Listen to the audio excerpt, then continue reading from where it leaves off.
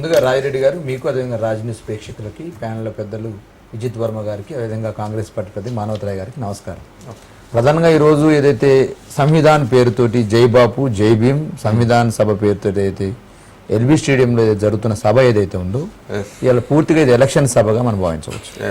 గ్రామ పంచాయతీ ఎలక్షన్స్ దగ్గరకు వస్తున్న సందర్భం, ఒకవైపు హైకోర్టు మొట్టికాయలు పెట్టిన సందర్భం, సుమారు 18 నెలలుగా కాంగ్రెస్ పార్టీ అధికారంలోకి వచ్చి సందర్భంలో 14-15 నెలలుగా గ్రామ పంచాయతీలో పరిపాలన కుంటుపడిన సందర్భం. ఇవాళ ఒకవైపు పంచాయతీలో ఉన్నటువంటి సర్పంచులు గతంలో పనిచేసిన వాళ్ళు అయ్యా మేము 10 లక్షలు 5 లక్షలు వర్క్ చేసినాం, కనీసం 5 లక్షలు 10 లక్షల వర్క్ సమయం బిల్లులు పాస్ చేయమని చెప్పేసి నిలదీస్తున్న సందర్భం, నిరసన జరుపుతున్న సందర్భం కూడా మనం చాలా సందర్భాల్లో ఈ 10 నెలల కాలంలో చూసినాం. సర్పంచుల ఫోరాలు సెక్రటరీ ముట్టడి చేసినారు, సెక్రటరీతో ప్రగతి భవన్ ప్రజాభవన్కి వెళ్ళినారు, అనేక రకాల విన్నతులు చేస్తున్నారు, అనేక రకాలు చూస్తూ ఉన్నాం. ఒకవైపు అదే క్రమంలో వీళ్ళు 18 నెలల కాలంలో ప్రజలకు ఇచ్చిన హామీలు అమలు తీరు ఏ విధంగా ఉందో చూస్తూ ఉన్నాం. ఖర్గే గారు నిన్న ఏదైతే పర్యటన చేసినారో ఆ పర్యటన అంతా కూడా ఎట్లా బుజ్జగింపులు, వీళ్ళ ఏమైనా కార్యకర్త సమావేశం మీరు అంటారు కానీ ఎవరైతే మధ్యవర్గంలో మధ్యవర్గ కూర్పులో అవకాశం దొరకో వాళ్ళందరూ బుజ్జగింపులు అసలు సార్ నేనేమంటున్నానంటే ఇవాళ ఖర్గే గారు చేస్తున్నటువంటి పర్యటన ఎందుకు చేస్తున్నారో నాకైతే అర్థమవుతుంది. ఇంతకుముందు బుజ్జగింపుల కార్యక్రమం జరిగింది, బుజ్జగింపులు నిరసనలు అయిపోయినాయి. తర్వాత సంబంధించి ఎవరైతే ఉన్నారో ఇవాళ బీసీ రిజర్వేషన్ల పేరుతో ఏదైతే జరుగుతున్న కుట్ర ఏదైతే ఉందో రేపు ఖచ్చితంగా కాంగ్రెస్ పార్టీకి ఉరితాడు పడబోతుంది మీరు రాజిరెడ్డి గారు. ఎందుకంటే గ్రామ పంచాయతీ వాళ్ళు బహిరంగ సభ పేరే సామాజిక న్యాయ సమర బేరీ అని పెట్టారు, ఎట్లా ఉరితారు పడుతుంది సార్? నేను ఏమంటున్నారు సార్, ఇప్పుడు సామాజిక న్యాయం అని అంటున్నారు సార్. 60 సంవత్సరాల కాలంలో ఇక్కడ అనేక రకాల పార్టీలు అధికారంలోకి ఉన్నాయి, క్యాబినెట్లు ఉన్నాయి. ఇలా ముస్లిం మైనార్టీలు ఈ క్యాబినెట్ లో లేరు.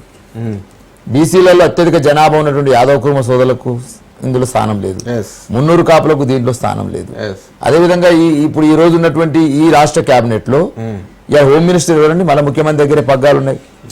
అదేవిధంగా విద్యాశాఖ మంత్రి ఎవరండి, ముఖ్యమంత్రి. నేను అంటాను సార్ నేను ఖాళీలకు సంబంధించి 3 ఉన్నవి మెయిన్ ఇంపార్టెంట్ శాఖలు సార్. రాజిరెడ్డి గారు మనం డిస్కస్ చేసిన విద్యాశాఖ కానీ, అదేవిధంగా సంక్షేమ శాఖ కానీ, పురపాలక పట్టణ శాఖ కానీ, హోం శాఖ కానీ, ఇవన్నీ కూడా కీలకమైన శాఖలు.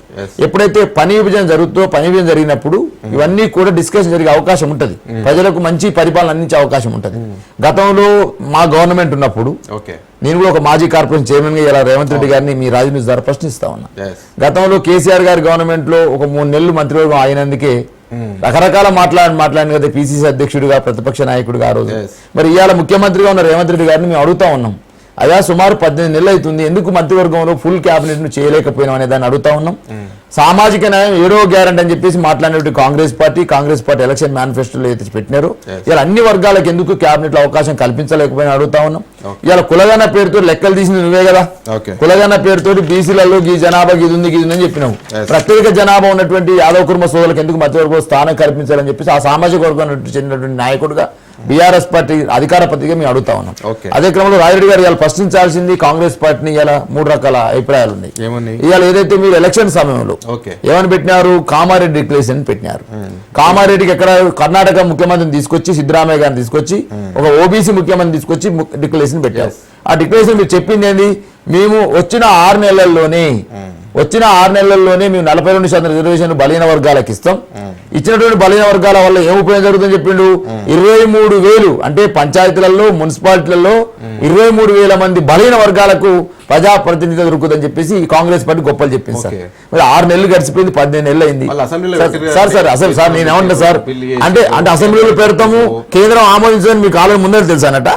నేను రాజరెడ్డి ఏమంటున్నంటే మీరు ఆ రోజు చెప్పారు తిలక మేము వస్తున్నాము, 6 నెలల్లో బిల్లును ప్రవేశపెడుతున్నాము, 42% రిజర్వేషన్ ఇవ్వబోతున్నాము, దీనివల్ల 23,000 మంది బీసీ ప్రజాప్రతినిధులు న్యాయం జరగబోతుంది, కొత్త వాళ్ళు ఎన్నికవుతారని చెప్పి మీరే చెప్పారు సార్.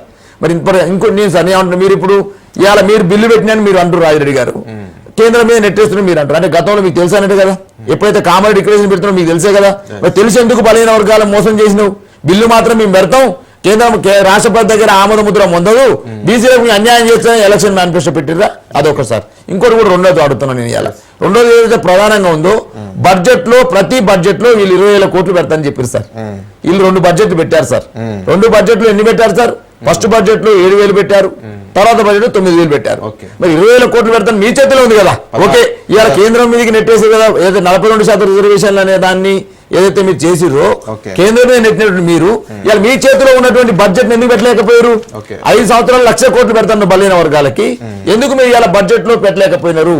అంటే ఇలా బలహీన వర్గాలకు సంబంధించి పెదాలమై ప్రేమ మాత్రమే ఉంది తప్ప కాంగ్రెస్ పార్టీ గుండెల్లో బలహీన వర్గాల మీద ప్రేమ లేదని స్పష్టంగా కనపడతా ఉంది. Okay. మరి ఇలా 23% రిజర్వేషన్ గతంలోనే ఉంటాయా లేకపోతే ఓ వ్యక్తులు అనేది కూడా ఇలా స్పష్టంగా కనబడతా